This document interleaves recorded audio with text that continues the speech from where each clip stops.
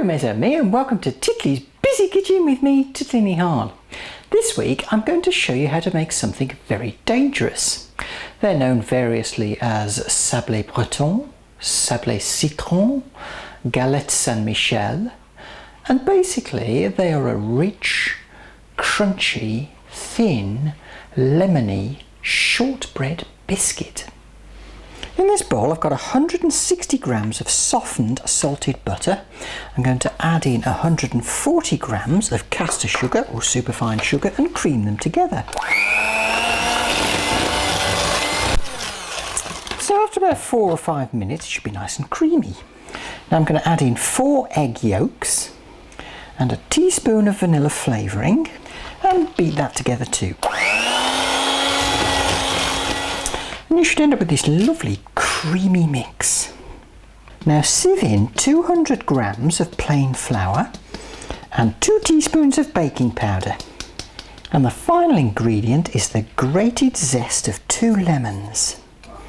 Now fold all this together. It smells wonderful this, and it's really thick and creamy. Now take about half the dough and put it on a piece of baking paper about the same size as your baking sheet. Press it out into a shape which is approximately that of the baking paper. Pop another sheet of baking paper on the top and then roll it out to about 2 to 3 millimeters thick. And then when you've rolled it out, transfer to a baking sheet and pop it either in the fridge or the freezer to harden the dough. Now if you need to, just trim the edge of the dough, score across with a fork in a lattice pattern. Don't be afraid to press because the dough's quite firm at the moment.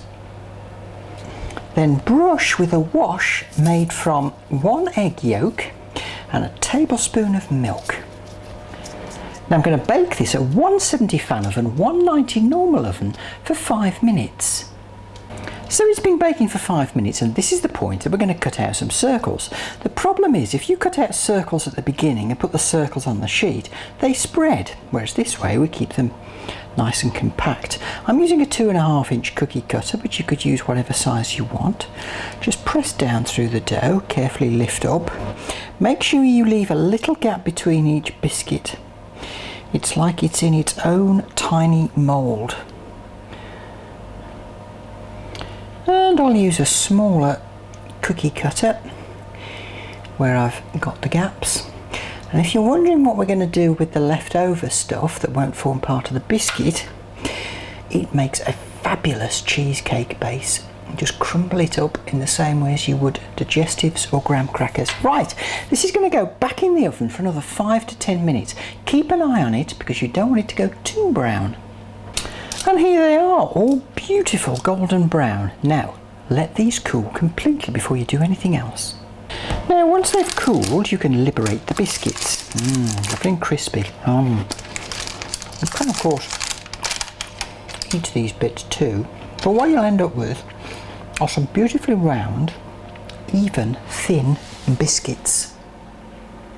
These biscuits are absolutely impossible to resist. Crusty, and yet at the same time they melt in your mouth. And the reason these are so dangerous is that it's impossible to eat just one. So if you have a rival that you want to get fat, just say, "Here, have a dozen of these extremely thin and delicious biscuits." Facebook, Twitter, subscribe, go to my website. In the meantime, I'm going to have some more biscuits. Where do those biscuits go?